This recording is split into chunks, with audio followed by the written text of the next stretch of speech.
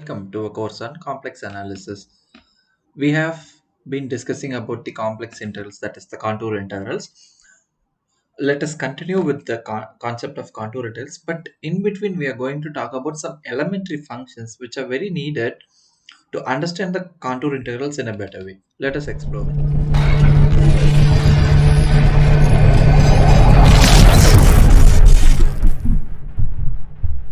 So as said, we are going to talk about the concept of elementary functions. First, let us start with the exponential function. Here, by exponential function, we mean the complex exponential function. Initially, when we started our course, we have introduced the function e to the power z. This may be written as e to the power x plus iota times of y, and this is e to the power x multiplied with e to the power iota times of y. And by Euler's formula, we can write this as cosine times of x plus iota times of cosine times of y plus iota times of sine y. So this entirely becomes e to the power x multiplied with cosine times of y plus iota times of e to the power x sine times of y. So we have this one. Now, if you look for the nth root of e, okay, so nth root of e, this can be spoken in terms of real valued function. Okay, when you treat it as a real valued function, this is nothing but this is a root of e to the power x when your x takes the value 1 upon n.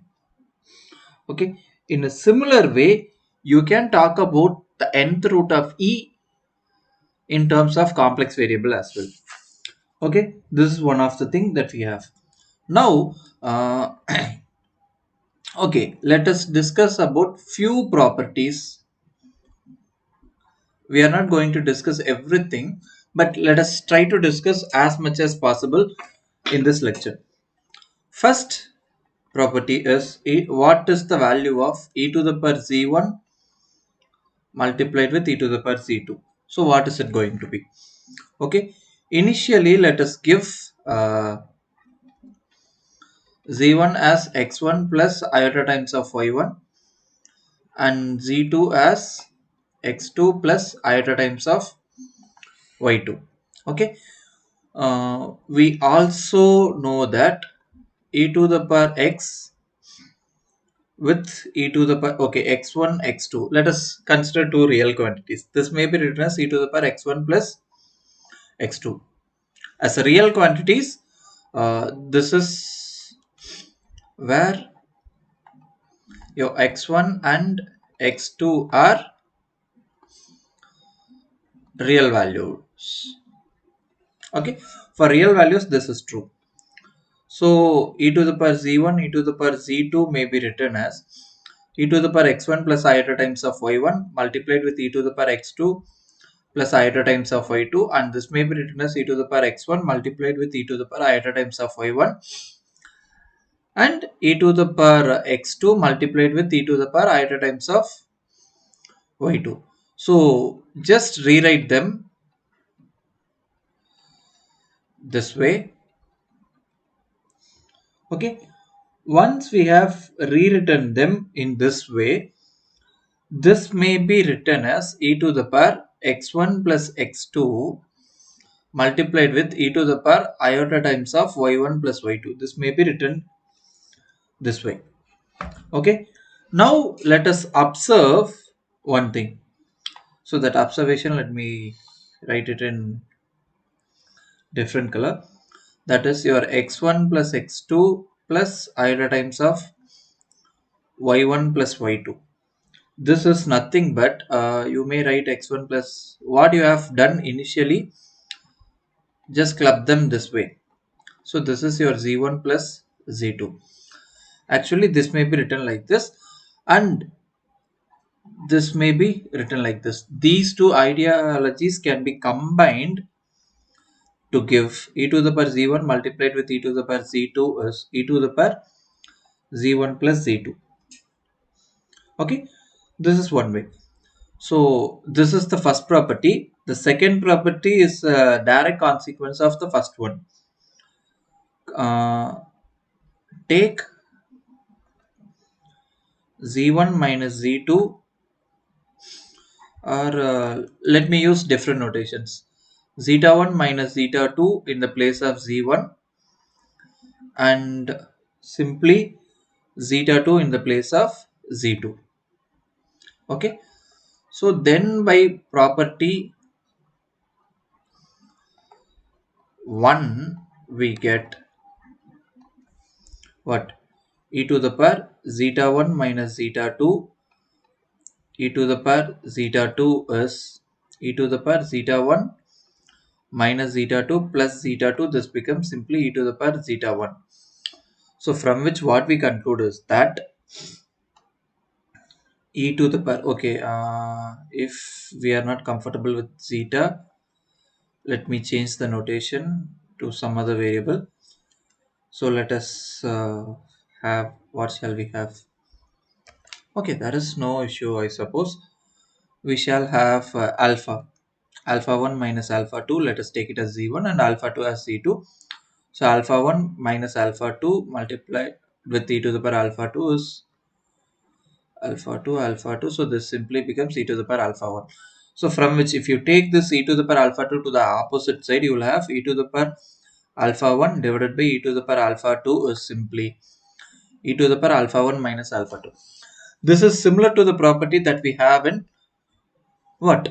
Uh, real variable case, that is e to the power x upon e to the power y may be written as e to the power x minus y. This was true for the real values. This is also true for the complex values. That is what we have proved now. Okay, so as an immediate consequence we get, so let me mark that as a remark, that is e to the power 0 remains 1 for the complex case as well, and 1 upon e to the power z may be written as e to the power minus z. Okay, the next property is, what is derivative of e to the power z? Okay, so that we can easily verify, and this happens to be e to the power z, right? And okay, so should I do anything else?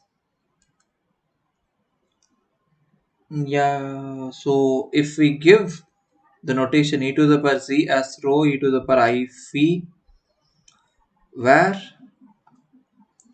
what is rho and what is phi?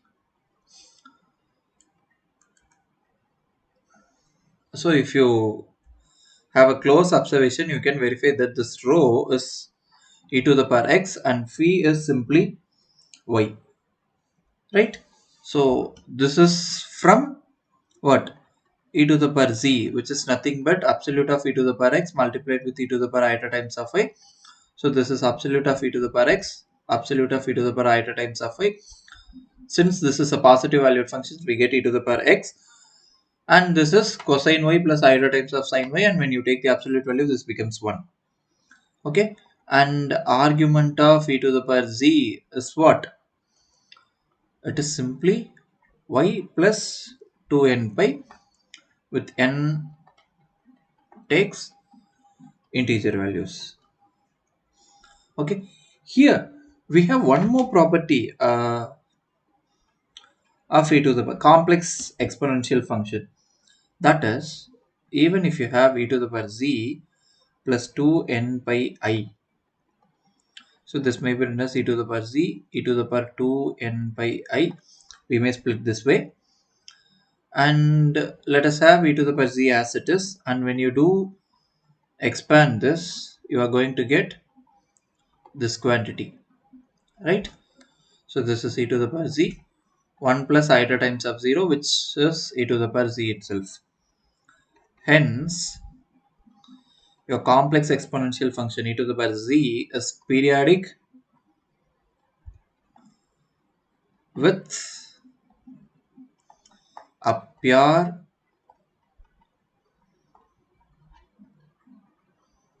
imaginary period of 2 pi I. Okay, so I have done 2n pi, but I am writing it as 2 pi I. Why? Because we'll have to look for the smallest positive value such that this property is getting satisfied. So when we look at it in that perspective, for n is equal to 1, we get only 2 pi, actually 2 pi I. That is going to be the fundamental period. Okay, whether you add a multiple of 2 pi I, that also gives you the same result, but the fundamental period is this one. Okay, so and what we know that is positive valued, we know. Okay, for any real x, but e to the power z is not so. So for that, what I am going to take is that I am going to consider e to the power I pi. So this is cosine pi plus iota times of sine pi, which is what? Minus 1 plus iota times of 0, which is minus 1. Okay, this is one of the property. The fourth property and the fifth property are the ones which is not holding by the real exponential function. These are applicable only for complex exponential function. We may generally think that all the properties that are holding for the real variable can be extended to complex variable. Yes, of course, that is happening, but along with that, complex exponential function, that is the complex function in general, the complex functions possess few more properties in an additional way. So that is the main thing that I wanted to convey here. So now let me give you some exercise and the final result for these things as well. Find z such that e to the power z is 1 plus iota. Okay, so in what way you are going to proceed, I leave completely up to you. And you can find that your z is 1 upon 2 log 2 plus 2n plus 1 upon 4 pi times of I, with n runs in the set of integers. I leave this to you people to do the things. And the textbook that I'm following is Complex Variables and Applications by J.W. Brown and Ruel V. Churchill. So you can verify this book, and this is one of the good book. And there are plenty of authors who have written a very good book in complex analysis. You may verify. You may follow any of the authors, but this is the good book that I would like to suggest to you people. So the next is the logarithmic function. So we start with some motivation. We have seen e to the power w. Suppose we have some complex function of this form, right? So here I said complex function. So your w and z are any non-zero complex numbers.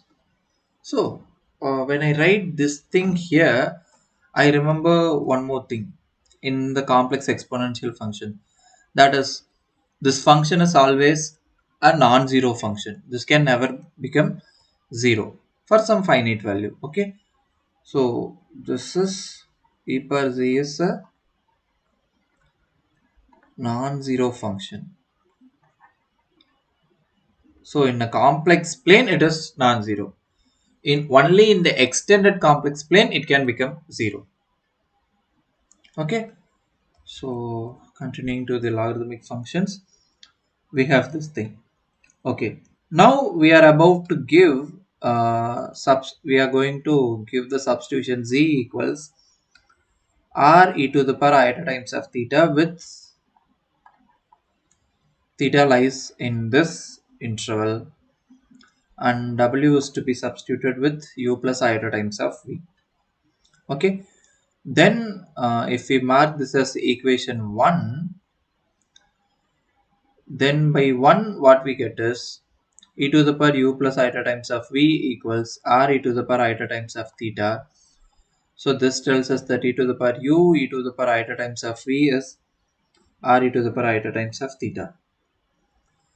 Okay, so if you just compare these two things, you may very well see u to the power u is r and your v is theta.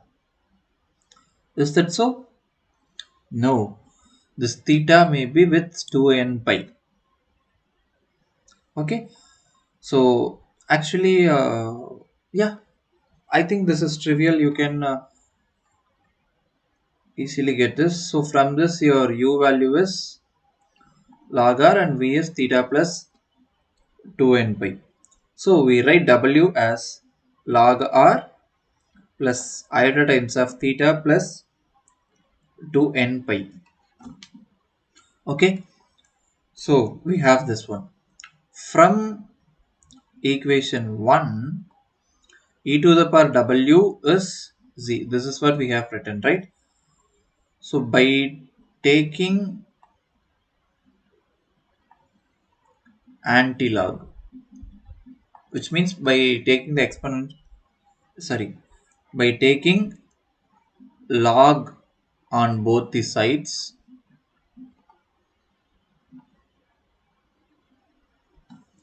so we are going to get w is log z. So for w we have written this one, right? So log z may be written as log r plus iota times of theta plus 2n pi, with n takes the values in the set of integers, right? So from this is evident from equation 1. Now this is the definition of a complex logarithm. Okay, so generally when we study the concept of logarithmic functions in real variable setup, we say that it is defined only for the positive real values. Okay, so that we were not talking about the logarithms of negative real numbers, but here we are able to talk it for the complex variables itself. So when we can talk it for the complex variables, of course negative values can involve in it. Okay, but still there are few restrictions upon it that we will study when the course progress. Okay, so here if you see, it is simply your log z is logarithm of absolute of z plus iota times of argument of z. Okay, so let me check if I have in. Okay, here we have the concept of mm, principal value of log z. So that is denoted with the capital L. Okay, we are just simply writing log with capital L. Log z is natural logarithm of r plus iota times of theta, with theta ranges in the principal value. Okay, that is your theta lie between minus pi to pi. Okay, in this interval. Or you may simply write this as log of absolute of z plus iota times of principal argument. We may write this way as well. Okay, when you write argument of z, this is what? Tan inverse of y upon x with 2n pi. So this 2n pi is omitted, and we are looking for the value in this interval. Okay, the value in this interval is called as the principal argument. So when, okay, here let me do a note. when z is purely real, then your log of z becomes simply log x. Okay, since it does not have any imaginary value. Okay, or we may write log r is simply log r. Okay, next we are going to talk about the branches and derivatives of logarithms. So by branch, what do we mean? Okay, actually we have seen log z is log r plus iota times of theta plus 2n pi. So n takes the value 0 plus or minus 1 plus or minus to this thing. Okay, so which means this is a multiple valued logarithmic function. Okay, so this is the multiple value logarithmic function of this form log r plus iota times of theta. So this theta can take any value. That is what it actually means, right? Now, if we let alpha denote any real number and restrict theta in alpha less than theta less than alpha plus 2 pi, the function log z may be written as log r plus iota times of theta with r which is a positive quantity and alpha less than theta less than alpha plus 2 pi with the component functions u of r comma theta is log r and v of r comma theta is simply theta. Okay, which becomes a single valued function and is continuous in the stated domain. So by stated domain, what we mean here is we have written some domain over here, right? So in this domain, it becomes a single valued function and is continuous as well. Okay. Now let me do a note here. If okay, let me mark this as equation 1 here. So if 1 is to be defined on the ray theta equals alpha. So here we are talking about the ray theta equals alpha. What is the theta equals alpha? Let us see. So we know theta is a angle, right? So this is theta. So if we take this is theta is equal to okay, theta is taken to be alpha here. So if we have something of this sort on this ray, if you are about to define this function, what is going to happen? Okay, that is the thing that we are going to write now. Then there are points arbitrarily close to z at which the values of v are near alpha and also points such that the values of v are near alpha plus 2p. Okay, suppose if okay, here we are stating the reason why we have excluded this point alpha in this region. If you are about to talk, if you are about to define the function near alpha, what is going to happen? So the value of this v will be near to alpha as well as to alpha plus 2 pi, which means at that point the function can have the possibility of taking two values. So that cannot be permitted in a single valued functions. That is why we say that the function is not defined at the points on this ray. Okay, so proceeding with this, the function defined in equation 1 is continuous as well as differentiable. Now we are about to talk about the differentiability of this function. Okay, so when we have to talk about the differentiability of this function, we'll have to check for the analyticity, like we'll have to check for the CR equations. So CR equations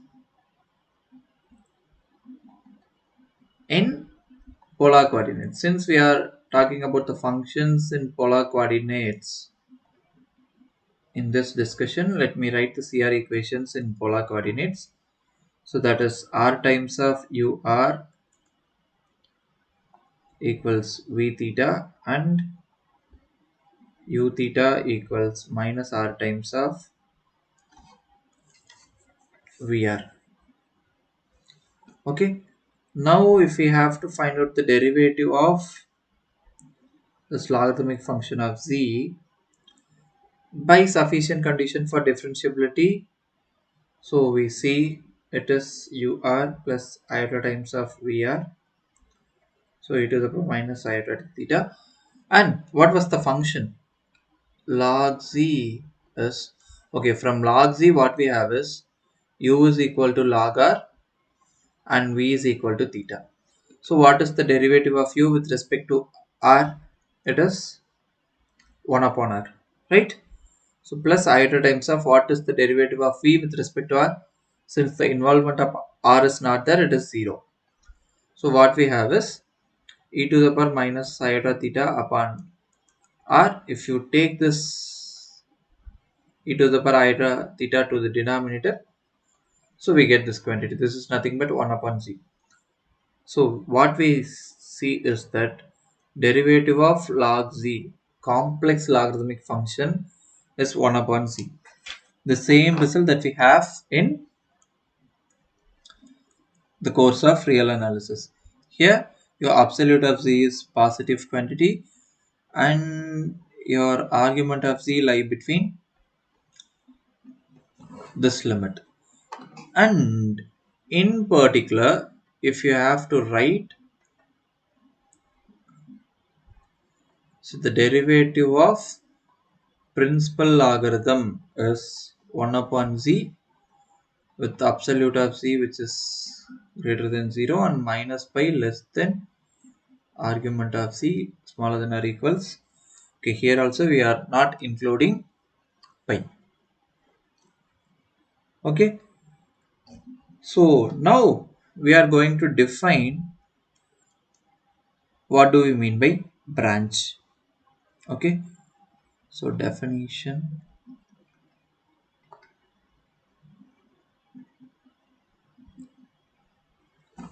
So by branch, a branch can be defined for a multiple valued function. So a branch of a multiple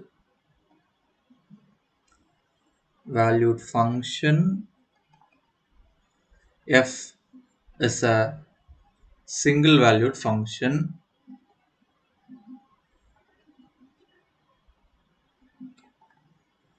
and that one we write it as big F,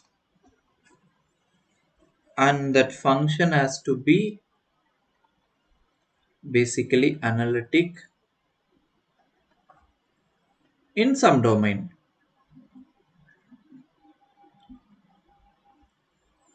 At each point z of which the value f of z is one of the values of f. So here the requirement is simply the analyticity, and that prevents f from taking on the random selection. Okay, actually here what they are trying to say is that in a real line we have chosen alpha, so we have added alpha plus 2 pi, and we'll add 2 pi again, so this becomes alpha plus 4 pi, and this goes this way. Or if you come this side, it is alpha minus 2 pi, and here it would be alpha minus 4 pi. So generally the logarithm function is a multiple valued function, so you are going to choose some smaller domain in which your function takes only one value from the all possibilities. Okay, so in between this interval, okay, your theta can take only one value. We cannot have two different values. So the value of the function defined on this particular interval is called as the branch of the given function. Okay, so it is not necessary that we'll have to consider the function only in this interval. We can consider it in any possible smaller domains. Okay, that is what here it is saying. So if I have to give some example, so log z, that is log r plus iota times of theta with r positive, and theta lie between this interval called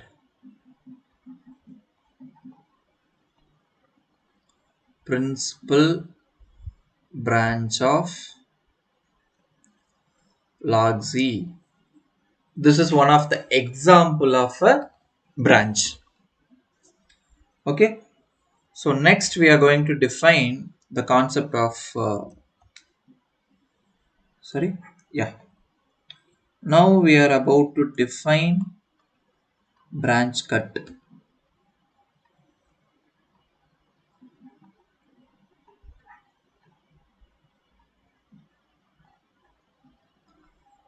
Okay, a branch, let me state it first of all. A branch cut is a portion of a line or curve that is introduced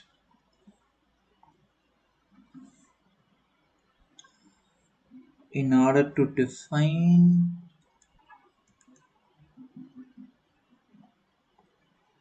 a branch f of a multiple valued function small f. Okay, so it means like what, a branch cut is some portion that divides your entire domain into smaller domain. So you are splitting the entire domain into smaller domains. At the smaller domain, your function becomes a your multiple valued functions becomes a single valued function. Okay, so you are introducing some lines or curves in between those. Actually you are introducing them in between, and those thing that is the thing that you have introduced is called as the branch cut. Okay, so the points on the branch cut are called as singular points. Okay, so here what, in the example that we have seen, that is in the example of logarithmic functions, alpha theta is equal to alpha, we have taken this, right? So alpha is one of the branch, theta equals alpha, this contributes a line or ray. This is one of an example of a branch cut. Okay, for principal logarithm, theta is equal to pi is an example of a branch cut. Okay, so and we can study properties of logarithms, and I leave those things to you people that you can easily refer in any of the textbooks. And similarly, not only these two functions, we have few more, like if we talk about the exponents. Okay, so I am not talking about exponential functions, I am now talking about exponents, which means if you have x to the power squared, it is, we know what is x squared is same as that of minus x whole squared. This was true for all real values. Okay, what is under root x? This may be plus or minus with x to the power 1 upon 2. Am I right? So when this was okay, and what is cube root of x? It is simply x to the power 1 upon 3. These are true for real values. Okay, and we know when this is a complex value.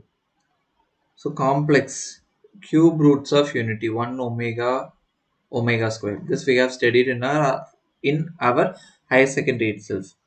So in a similar way, we can talk about the nth roots of unity can also be spoken.